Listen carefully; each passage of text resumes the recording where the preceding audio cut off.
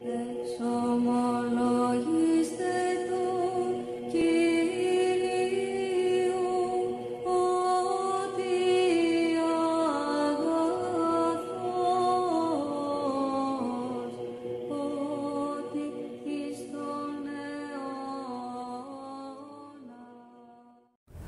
nama Bapa dan Putra dan Roh Kudus, amin. Shalom Alechem bersama Mesia. Selamat berjumpa lagi saudara sekalian dengan saya Romo Daniel Biantoro, pendiri dan ketua umum dari Gereja Ortodoks Indonesia. Kita akan melanjutkan pelajaran kita dari Sabda Bahagia Kristus,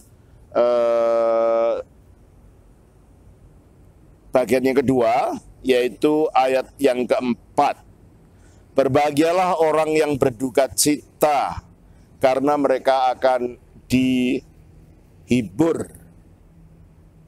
Pada pelajaran sebelumnya kita telah belajar pada sabda bahagia yang pertama, yaitu mengenai berbahagialah orang yang miskin di dalam roh, karena merekalah yang punya kerajaan surga. Itu adalah anak tangga pertama dalam jenjang tangga rohani untuk naik di dalam perkembangan dan pertumbuhan rohani kita dalam penyatuan kita dengan Allah. Dan yang kedua adalah mengenai anak tangga yang kedua ini adalah berduka cita. Apa artinya berduka cita? Ini berasal dari kata pentos. Ya? Oleh karena dalam bahasa aslinya berbunyinya begini ya. Kita baca di dalam Matius pasal yang kelima, ayatnya yang keempat, kita baca di dalam kitab suci, dalam bahasa aslinya bunyinya demikian. Matius 5 ayatnya yang keempat. Bunyinya begini. Makari i pethundes. Jadi pethundes itu orang yang melakukan pendos. Pendos itu adalah duka cita yang disertai dengan penyesalan. Duka cita apa ini? Penyesalan apa ini? Ini terkait dengan anak tangga pertama, bahwa manusia yang miskin dalam roh, dia merasakan bahwa dalam dirinya tidak ada sesuatu pun yang dapat dibanggakan, tidak ada sesuatu pun yang dapat dianggap miliknya sendiri. Tidak sesuatu yang baik di dalam dirinya di hadapan Allah. Dia merendahkan diri, dia mengosongkan dirinya, sehingga dia betul-betul miskin rohnya. Dan akhirnya setelah menyadari betapa miskinnya dia, betapa dia tidak mampu untuk memiliki apapun yang baik di hadapan Allah, akhirnya dia menyadari itu, dia bersedih, dia berduka cita, dia menyesal, dia mengalami pentos. Adalah penting sikap ini, karena ini akan menuntun kepada pertobatan. Pertobatan adalah sarana awal untuk kita dapat masuk dalam kerajaan Allah. Bertobatlah karena kerajaan surga sudah dekat. Matius 4 ayat 17, demikian kata Tuhan Yesus. Tanpa pertobatan, tanpa perendahan diri kita di hadapan Allah, tanpa keterbukaan kita untuk menyadari kekurangan kita, tanpa kita menyadari ketidakmampuan kita untuk menyelamatkan diri kita sendiri, untuk berbuat baik, maka tidak akan muncul rasa duka cita ini. Oleh karena itu, ini adalah duka cita, bukan duka cita karena kehilangan uang, atau duka cita karena tidak dapat lotre, duka cita karena ya hal-hal yang dunia, bukan. Ini adalah duka cita rohani yang disebabkan kesadaran diri kita tidak mampu untuk memperkenankan Allah. Tidak mampu untuk membuat diri kita ini layak di hadapan Allah. Sehingga dengan demikian kita diingatkan di dalam kitab suci, dalam Yakobus pasal 4, demikian saudara. Di dalam Yakobus pasal 4 kita baca demikian sabda Tuhan, ayatnya yang ke-9. Sadarilah kemalanganmu, berduka cita dan merataplah. Hendaklah tertawamu kamu ganti dengan ratap, dan sukacitamu dengan duka cita. Menyadari kemalangan kita, kemalangan apa? Pertama, Kemalangan kita tidak bisa hidup kudus bagaimana Allah kehendaki dalam kita. Kemalangan bahwa kita tidak lagi manunggal dengan Allah, terputus dari hubungan dengan Allah. Kemalangan bahwa tadinya kita berada di Firdaus, kita berada di Taman Eden, sekarang dibuang dari Taman Eden. Kemalangan kehilangan hidup kekal yang tadinya untuk itu kita diciptakan. Ada banyak kemalangan-kemalangan rohani, pengalaman ontologis, pengalaman eksistensi yang kita tidak sadar bahwa itu sesuatu yang serius, bahwa itu sesuatu yang kita harus sadar dan sesuatu yang kita harus menangis atasnya. Oleh karena itu diingatkan dalam ayat ini, ya. Sadarlah kemalanganmu, berduka cita dan merataplah. Ya, bukan berarti kita harus meraung-raung, teriak-teriak itu, bukan. Artinya dalam hati itu ada satu kesadaran, ada duka cita yang mendalam bahwa Tuhan, mengapa aku tidak dapat memperkenankan Engkau? Tuhan, mengapa aku hidup seperti ini? Mengapa aku tidak mempunyai apapun yang dapat aku banggakan? Ya, karena sadar taruh miskin dalam roh tadi sebelumnya. Ini adalah tangga yang kedua. Jadi sabda bahagia ini bukan sekedar ucapan tanpa makna. Ini adalah anak tangga yang harus kita lalui dari dasar sampai puncak. Dasarnya adalah kerendahan hati. Anak tangga pertama adalah kerendahan hati. Puncaknya adalah mengasihi semua manusia. Puncaknya adalah mengasihi semua makhluk. Seorang janda suci dari namanya, kalau saya tidak salah, Ishak dari Nineve, mengatakan, apakah hati yang mengasihi? Hati yang mengasihi adalah hati yang menginginkan bahkan iblis pun keluar dari neraka. Hati yang menginginkan kalau bisa iblis pun diselamatkan. Begitu buruknya iblis, tapi hati ini menginginkan yang terbaik untuk iblis. Itulah hati yang mengasihi. Dan mengasihi semua orang, mengasihi semua makhluk, itu adalah tujuan akhir daripada kasih. Bukan hanya mengasihi orang yang menyenangi kita atau teman-teman kita sendiri. Itulah sebabnya dikatakan di dalam 2 Petrus pasal 1, kita baca demikian. 2 Petrus pasal 1, kita baca ayat yang ke-7. Dan kepada kesalehan kasih, maksudnya ditambah ya. Dalam kehidupan kebajikan itu harus ditambah-tambah terus. Dan kepada kesalehan kasih akan saudara-saudara, dan kepada kasih akan saudara-saudara, kasih akan semua orang. Kasih yang benar tidak hanya dibatasi kalau senang atau tidak senang, orang yang dekat atau orang yang jauh. Kasih yang benar adalah mengasihi semua saudara.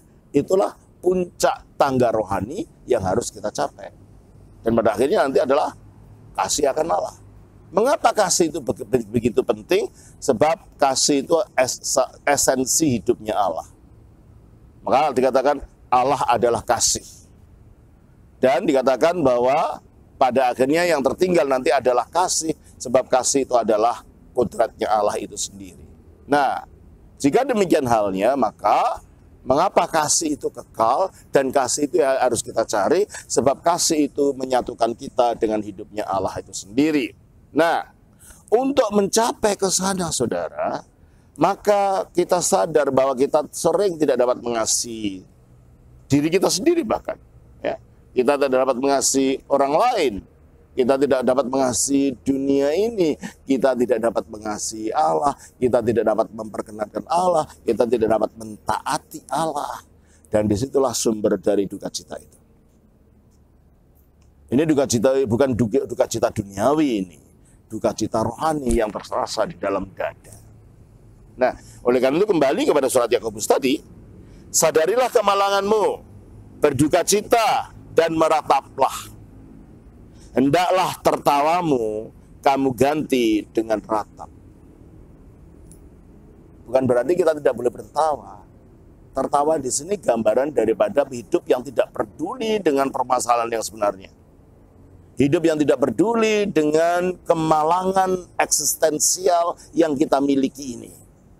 Hidup hanya bersenang-senang ya, kalau bahasa Inggrisnya having fun gitu ya. Hidup ini dibuat main-main. Tidak mencari yang sungguh. Nah, menyadari ini tertawa yang seperti itu harus diganti dengan sukacita mendalam, menyadari dirinya ini berdosa, dengan menangis kepada Tuhan, dengan memohon pengampunan, dengan bertobat dengan sungguh-sungguh, dengan memutar balik kehidupan ini menuju kehendak Allah. Dari hidup yang hanya sekedar bersenang-senang menjadi hidup yang serius untuk mencari kehendaknya, untuk berkenan kepadanya. Selanjutnya dikatakan, tertawamu kamu ganti dengan ratap dan sukacitamu dengan duka cita. Rendahkanlah dirimu di hadapan Tuhan. Itulah cara merendahkan diri. Kalau kita belum mau menyadari kita ini berdosa, dan kita tidak peduli kita ini berdosa atau tidak, atau bahkan mungkin mengaku saya tidak berdosa, maka dikatakan dalam kitab suci, bagaimana kalau ada orang mengaku dirinya tidak berdosa? 1 Yohanes 5 ayat 8. 1 Yohanes 5 ayat yang ke-8 dikatakan, ayat yang ke-7. Sebab, 1 Yohanes pasal 1, ayatnya yang ke-7. Saya baca begini, ya.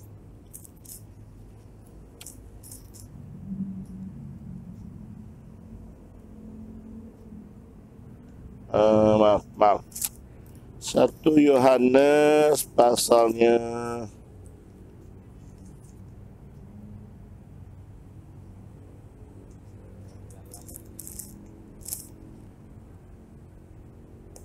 ayat 8, Jika kita berkata bahwa kita tidak berdosa, maka kita menipu diri kita sendiri, dan kebenaran tidak ada di dalam kita. Tentulah semua orang tahu bahwa kita punya kekurangan. Semua orang tahu kalau kita jujur, kita merasa siapa kita ini. Kita mengatakan tidak punya dosa, bohonglah itu. Maka dikatakan, jikalau orang mengatakan dia tidak berdosa, ya, maka kita menipu diri kita sendiri, karena nyatanya tidak gitu. Banyak orang hidup dalam tipuan, dalam ilusi kebaikan diri sendiri, dan itulah menyebabkan kita harus menangis. Itulah sebabnya para bapak gereja mengajarkan tentang kita memohon karunia air mata yang membasuh kekerasan hati, air mata yang melunakkan hati yang keras seperti batu, air mata yang menyesali kekurangan-kekurangan kita, menyadari bahwa kita ini bukan apa-apa di hadapan Allah, dan air mata yang membawa pertobatan. Tanpa meratap ini, tanpa menangis dengan karunia air mata ini, hati kita akan keras seperti batu. Dengan kita menangis di diri kita, saya katakan tadi, menangis bukan harus berteriak-teriak, menangis dari dalam. Air mata mencucur dalam waktu doa kita mohon, Tuhan ampuni saya. Ternyata saya telah gagal untuk hidup mengikuti kehendak-Mu. Ternyata saya gagal untuk memenuhi panggilan-Mu sebagai manusia yang diciptakan menurut gambar dan rupa Allah. Tangisan yang begini ini yang akan muncul, yang seharusnya muncul. Dan inilah pendos itu, menyesal akan kegagalan kita di dalam hidup ini untuk tidak memperkenankan hati Allah. Menyesal ternyata kita tidak dapat hidup kudus. Itulah sebabnya lagi dikatakan di dalam Yakobus pasal 5, ya. Ayat yang ke-1. Jadi sekarang hai kamu orang-orang kaya, ya, baik kaya secara jasmani ataupun merasa kaya dalam roh, padahal kita diperintahkan untuk kaya, untuk miskin dalam roh. Kaya dalam roh itu gimana? Kaya dalam roh itu penuh dengan macam-macam kesombongan, penuh dengan macam-macam kecongkakan, menganggap dirinya ini mampu itu kaya, tapi kaya yang negatif. Dikatakan di sini, jadi sekarang hai kamu orang-orang kaya, menangislah dan merataplah atas sengsara yang akan menimpa kamu. Ketika hidup kita bertumbuh pada kekayaan jasmani dan itu kita melekat pada benda, kelekatan pada benda ini membuat kita tidak bisa bertobat. Kelekatan pada yang duniawi ini, entah itu benda atau keinginan-keinginan duniawi ini, membuat kita tidak bisa bertobat dan tidak bisa meratap dan tidak bisa berduka cita seperti yang dimaksudkan kitab suci ini. Maka dikatakan dalam ayat ini, jadi sekarang kamu, hai kamu orang kaya, menangislah. Jikalau kita merasa bahwa diri kita ini kaya, mampu segala-galanya, kita wajib menyadari kita sedang dalam jalan yang sesat dalam kehidupan kita. Marilah kita menyadari itu. Menyadari bahwa kita tidak mampu apa-apa, dan akhirnya kita menangis, kita berduka cita, kita menyesali semuanya. Ini kita menjalankan pendos.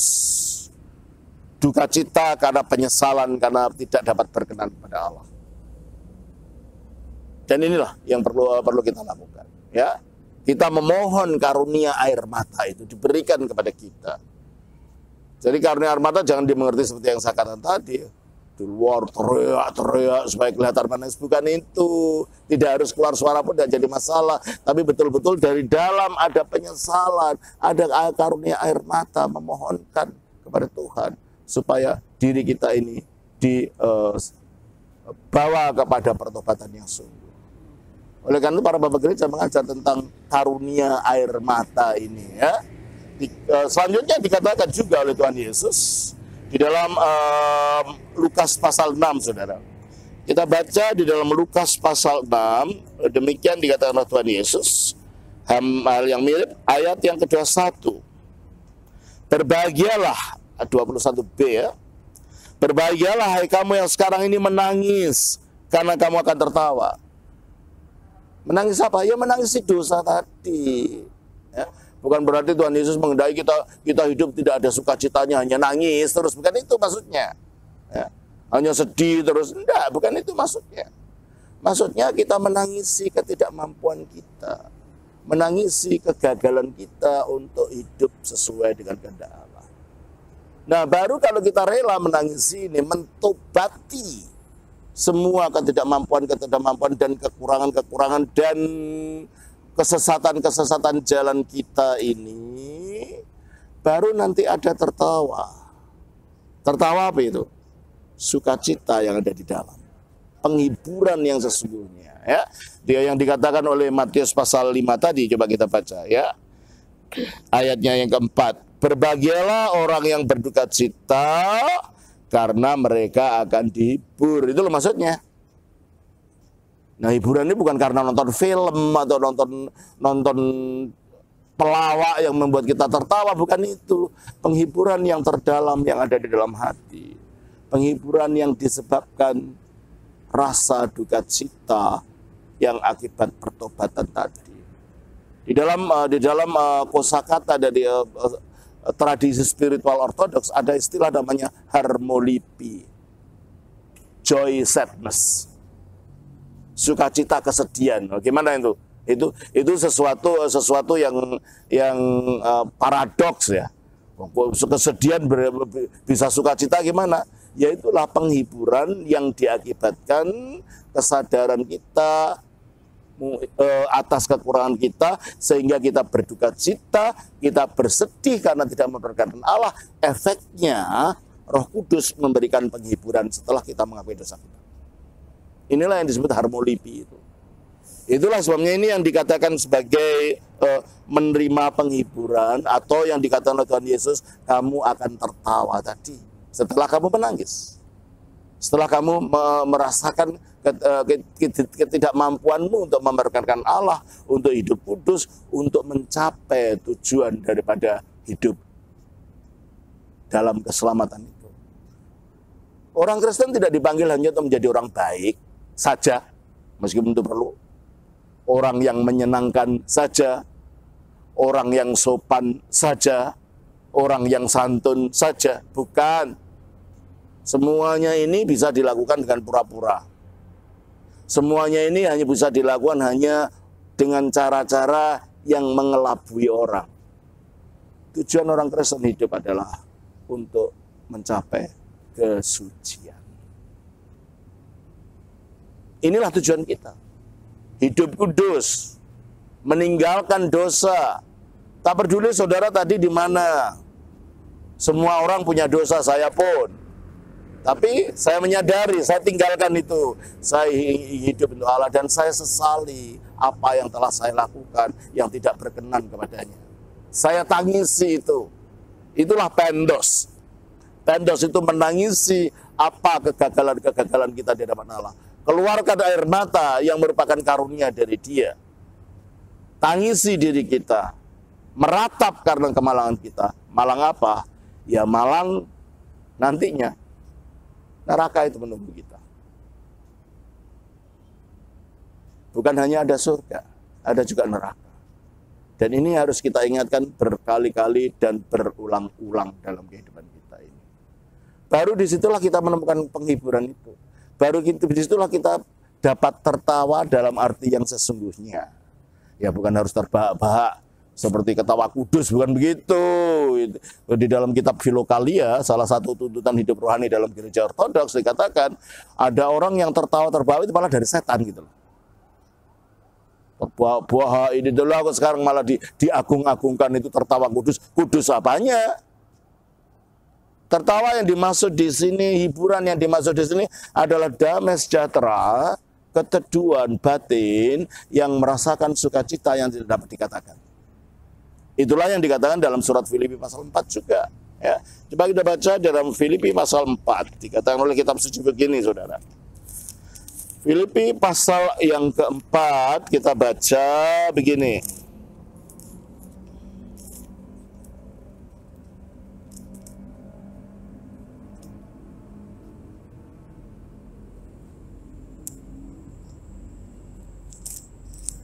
Di dalam Filipi pasal 4 ayatnya yang bersukacitalah gitu bunyinya. Dan sekali lagi, coba kita baca ayat yang keempat. Bersukacitalah senantiasa dalam Tuhan. Sekali lagi katakan bersukacitalah. Nah, saya katakan tadi bersukacita bukan berarti harus melonjak-lonjak, tepuk tangan, teriak-teriak. Bukan. Ini sukacita batin. Sukacita batin yang tidak mudah dikuasai oleh stres. Sukacita batin yang tidak mudah dikuasai oleh kebingungan. Sukacita yang berasal dari Roh Kudus. Terus dikatakan, ya, ayat 7. Damai sejahtera Allah yang melampaui segala akal akan memelihara hati dan pikiranmu dalam Kristus Yesus. Jadi sukacita ini adalah damai sejahtera yang melampaui segala akal. Tidak dapat diterangkan. Dan tidak didapat demonstrasikan, ditunjukkan dengan wajah menyeringnya, teriak-teriak, meloncat-loncat. Itu kalau dalam gereja ortodoks malah itu pekerjaan kuasa gelap itu.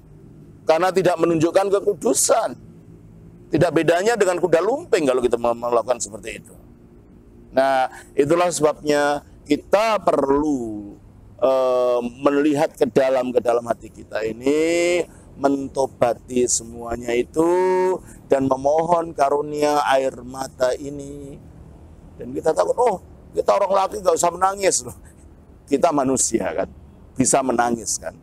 Dan air mata inilah yang akan melembutkan hati jikalau dikeluarkan dengan kesadaran yang sungguh bahwa aku memang tidak mampu dan aku ada keinginan untuk memperkenan Allah, ternyata aku tidak mampu. Dan jikalau ada kesadaran itu, jikalau ada air mata yang keluar itu, karunia ini kita perlu minta, Tuhan berikan aku karunia air mata. Karunia air mata yang mentobati dosa-dosa. Karunia air mata yang menyesali kegagalan-kegagalan dan kekurangan-kekurangan kita. Seperti yang dikatakan oleh kitab suci tadi. Menangislah, merataplah, memohonlah kepada Allah. Supaya kita dapat mendapatkan kekuatan untuk hidup seperti yang dikehendaki. Dikatakan di dalam 1 Yohanes lagi, saudara. 1 Yohanes pasal yang kedua, pasal yang ketiga, ayatnya yang ketiga, ya. Dikatakan begini. Setiap orang yang menaruh pengharapan itu, pengharapan apa?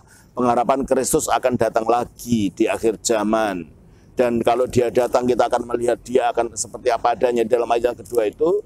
Dan akhirnya kita akan menjadi seperti dia. Setiap orang yang mengharapkan kedatangan Kristus dan mengharapkan untuk menjadi seperti dia, apa katanya? Setiap orang yang menaruh pengharapan itu kepadanya menyucikan diri. sama seperti Dia yang adalah suci. Itulah tujuan hidup kita. Bukan sekedar menjadi orang baik, orang yang santun. Kesantunan bisa pura-pura, bisa kemunafikan, tapi kesucian tidak. Orang yang baik belum tentu orang yang kudus. Orang yang baik belum tentu orang yang suci, tetapi orang suci pasti baik. Oleh karena itu, kesucian jauh lebih tinggi dari hanya sekedar kebaikan, keramahan, kesantunan. Kita tidak dipanggil hanya untuk jadi santun, tetapi kita dipanggil untuk menjadi kudus. Kudus di dalam segala hal. Loh, kudus itu yang bagaimana? Kudus, bersih, suci, itu artinya bebas daripada yang kotor. Loh, yang kotor itu apa? Ya ini bukan kotornya baju ya, kotornya batin. Pembersihan dari kekotoran batin melalui pertobatan. Dibasuh dengan air mata pertobatan. Ini yang menuntun kepada kesucian. Nah, yang kotor itu apa? Kita baca dari Markus pasal 7, saudara. Di dalam Markus pasal 7 ayatnya 21 sampai 23 dikatakan oleh kitab suci demikian.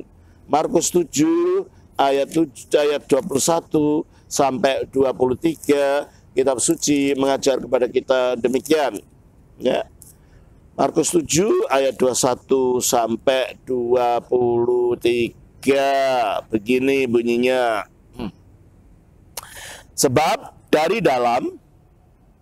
dari hati orang timbul segala pikiran jahat, percabulan, pencurian, pembunuhan, perzinahan, keserakahan, kejahatan, kelicikan, hawa nafsu, iri hati, hujat, kesombongan, kebebalan.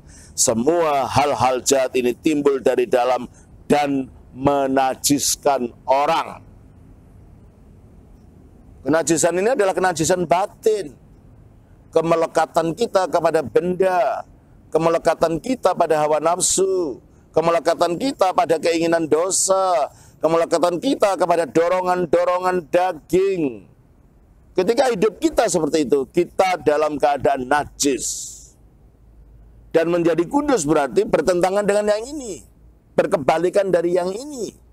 Yaitu kita melepaskan diri kita dari kelekatan itu. Kita menyalibkan daging dengan segala hawa nafsunya.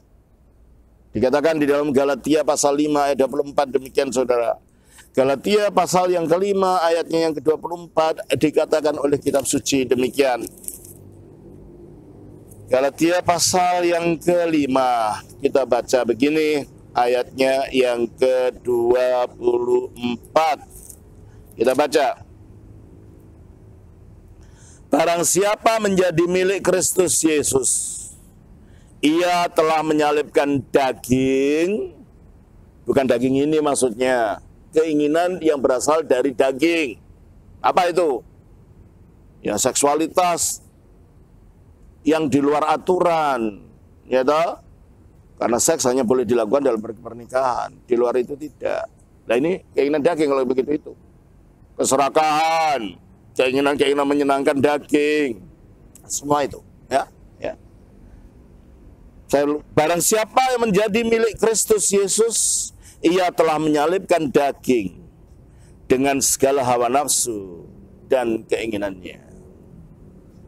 Apakah kita sebagai orang Kristus masih memperkenankan, memuaskan keinginan daging dengan hawa nafsu dan keinginannya?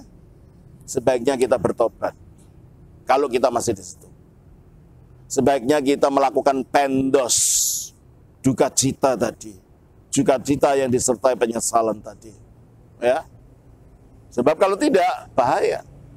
Oleh karena itu hawa nafsu itu dalam Alkitab bukan hanya untuk dipenjarakan atau diikat, tetapi disalibkan atau dibunuh. Kita melakukan peperangan, pembunuhan terhadap hawa nafsu, bukan pembunuhan manusia ya, pembunuhan di dalam diri kita sendiri. Makanya dikatakan di dalam Kolose pasal 3 ayat yang keempat demikian saudara. Kolose pasal yang ketiga ayatnya yang keempat dikatakan oleh kitab suci begini. Ayat 5 maaf. Karena itu, matikanlah dalam dirimu segala sesuatu yang duniawi. Bukan hanya cegah, bukan hanya kendalikan, bukan hanya penjarakan, tetapi matikanlah. Ya. Karena itu, matikanlah dalam dirimu segala sesuatu yang duniawi. Apa yang duniawi ini? Dikatakan begini, yaitu percabulan, kenajisan, hawa nafsu, nafsu jahat, dan juga keserakahan yang sama dengan penyembahan berhala. Semuanya itu mendatangkan murka Allah atas orang-orang yang durhaka. Bukan Allah itu marah-marah terus mencak-mencak gitu. Bukan. Efek daripada kenajisan itu membuat kita seperti apa? Kain larah.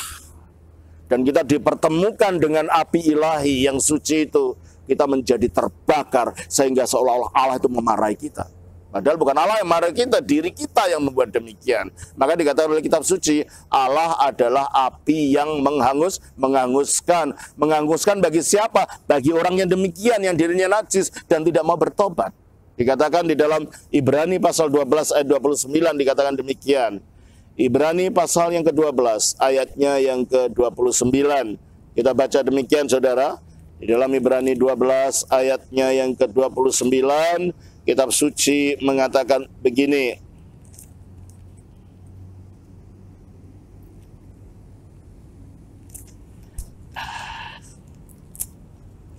Yakobus 12 ayatnya 29. Maaf ini lengket ini kitab sucinya nih. Oke.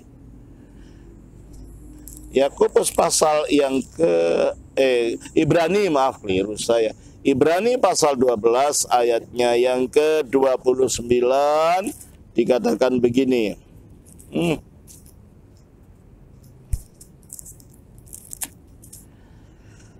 Sebab Allah kita adalah api yang menghanguskan. Api yang sama bisa menjadi api yang memuliakan bagi orang yang hidup berkenan dalam pertobatan padanya. Bagi orang yang najis, api yang sama itu ketika menampakkan diri nanti membakar, menghanguskan orang itu. Itulah yang dikatakan Allah murka itu. Karena kita menjadi terbakar. Itulah sebabnya mengapa kita harus menangis. Itulah sebabnya kita harus bertobat.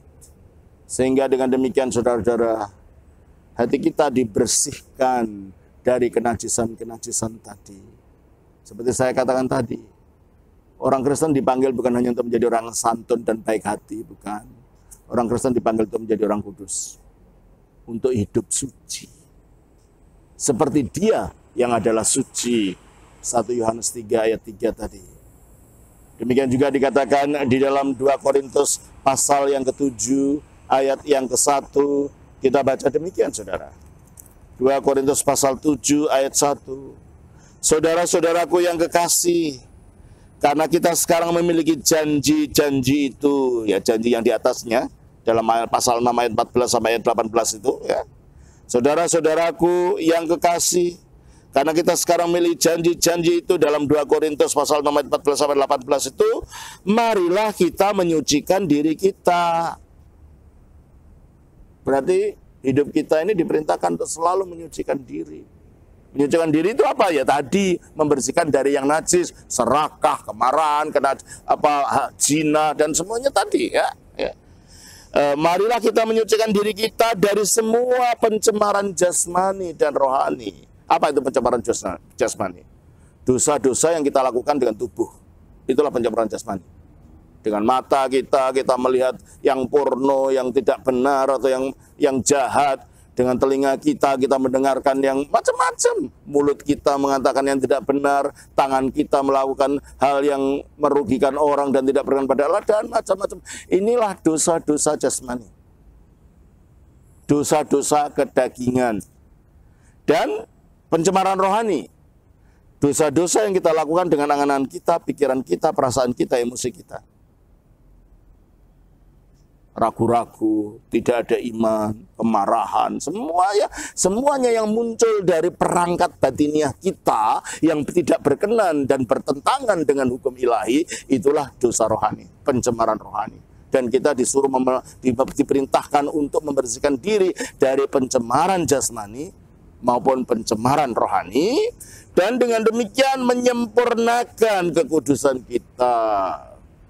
Makanya kalau ada orang mengatakan, oh, orang kudus itu tidak ada, itu bohong, membuat Alkitab berdusta. Karena Alkitab mengajar orang untuk menjadi kudus, menyempurnakan kekudusan. Kalau Alkitab memerintahkan, berarti ada orang-orang yang sudah mencapai itu, berarti orang kudus itu ada. Mengatakan tidak ada orang kudus, mencerminkan dirinya yang tidak mau hidup kudus. Mengatakan oh, tidak ada orang kudus, mencerminkan dirinya yang tidak mau bertobat. Kalau kita berkata kita semua dipanggil menjadi orang kudus, berarti ada orang-orang yang sudah mencapai kepada panggilan itu. Ya, makanya dikatakan di sini, dengan demikian kita menyempurnakan kekudusan kita dalam takut akan Allah. Mengapa harus takut akan Allah? Ya, kalau kita gagal, kemana? Ke api yang menghanguskan tadi. Makanya harus ada rasa takut di dalam diri kita ini kepada Allah. Jangan Allah itu dijadikan budak, disuruh ini, suruh itu, suruh menyembuhkan, suruh memberkati, suruh memberikan kita rumah besar dan lain-lain. Itu Allah macam apa itu? Tidak ada rasa takut.